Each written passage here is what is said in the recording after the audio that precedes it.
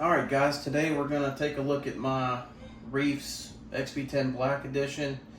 And I'm going to kind of give my honest opinion of it so far.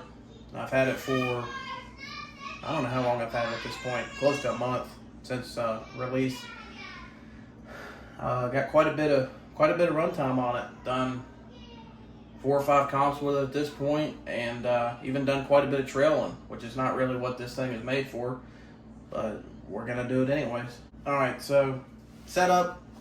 I've got some Vanquish Battleborn whiskeys, loaded up with scale hardware. I've got some J Concepts tusks with SL3D squid inserts. Those are the inserts I run on everything. I've also had this truck on some BFG crawlers from Proline, also with squids, and just go back and forth. I don't really have a super strict tire preference. I kind of like a little bit of everything. So, the rest of the setup, I started with 50 weight oil in my shocks. That's what they recommended from the factory. I found it to be just a little thin. I went ahead and went up to 60 weight just for my driving preference. And I've been happy with them so far. Speaking of shocks, the front two are leaking a little bit. That just started pretty recently. I don't think I've ever had a shock that truly doesn't leak, so it's not really a big deal to me. Taking this body off is super simple. I already got the knob over here. It slides right off. So my current setup is a Reefs Raw 800 LP. I had great luck with these servos. Castle BEC. Hobbywing Fusion Elite. It's a temporary setup till I get another home system in. The one I currently have, the wires are just too short to make work in this truck. And I'm running on my FlySky G11P. So I'm pretty happy with the Fusion performance. It's just a little heavy for this kind of truck. It's obviously lighter than a Fusion Pro or an SE, but it's just still a little much for me. Yeah, I've got the 25% front portal overdrive gears in. On that subject, the pins did not fit from the factory portal gears into those gears. It's an issue Reefs knows about, I guess. Haven't seen them say much about it, but yeah, this is the first mass-produced truck. There's gonna be little things that pop up. Yeah, if that's the worst thing that shows up, then they're doing better than some of the bigger brands. So, as you can see, looking at my sliders and skid plate and diff covers, this is not just a I'm going to run this 2 or 3 times and get on here and make a video about it. I've got several battery packs through this. Lots of runtime. That being said, I have noticed that for your adjustable caster, these little screws like to come loose. I've tried red Loctite as well as blue Loctite. I just check them every time I run it. I've noticed about every 5 packs or so is when these things start to work their way loose. So keep an eye out for that, because if these get loose and you keep running, you'll eventually destroy the threads in that axle tube, and then there's no way to hold it on there. So be mindful of that.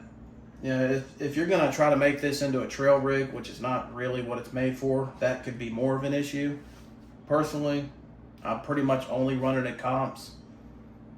So it's not really a big deal. So the performance of the truck, what do I think about that? I think it's great. It's a very balanced chassis setup. It's not super skid forward design. That's really popular where I live. I'm on the East Coast. A lot of guys are running those slam forward skids, super high clearance. That's great. You know, if your course requires that, that is what it is. But those trucks are super unbalanced. They don't do well on anything else. So I don't tend to like trucks like that. And even though this isn't that kind of truck, this keeps up with those types of trucks, because that's all anyone around me runs. Super far forward, you know, Rum Runner chassis. I think it's a Spartan from CL. They're all great chassis. It's just not my style. So Reefs has really made the most of this setup. I mean, once it droops out, it just works. So they've managed to do the most they can with this much clearance, and I don't find myself getting high centered a whole lot. These axles are super high clearance. The steering angle is insane. I've never had a shaved F10 Portal steer like that. So overall, I'm happy. I have won one comp with it, and I've been very competitive in the other comps I've done with it. It's fun just to take it out and kill some hard lines. Just got to be mindful of all these screws. This reminds me of when I had my XP10 Pro when it came out. Those axles were kind of the same way. You kind of need to stay on top of those screws. So just a little extra maintenance, not a huge deal breaker or anything. So negatives for the truck, there's not many. The leaking shocks, like I said earlier, all the shocks leak. The overdrive pins, you know, that's a ding, but that just is what it is, man. Stuff happens. As long as they make that right, who really cares? Especially, you can just Dremel it down a little bit and make it work until they want to send out the proper pins or however they want to handle that. So that's all I have for cons. It's been a good truck. I've been very hard on it. You know, I push 3 binds hard, especially in a comp. You're not going to take that reverse. So it's impressive that it's done as good as it has, because I still don't have the brass knuckles or portal weights or anything. We're waiting on those. I just have brass clamp rings in these front wheels, and I've got some tire weights stuck on my servo. They're kind of ugly, but they get the job done for now. So with that being said, I mean, is it worth $900? That is up to you. I'm not going to tell anybody what they should do with their money. Is this twice as good as a VRD Carbon? It depends. The VRD Carbon's a great truck, and I've won some comps with that too. I've comped that pretty much since it came out. I don't think they're comparable. The VRD trucks have a much bigger skid plate, gets hung up a little easier, and I don't think they're more designed to be more consumer friendly, I guess. This is more niche, however you say that. So I don't think they're that comparable. And, you know, the price is what it is. It's a comp truck. It's on carbon fiber frame rails. It's got aluminum axle housings already.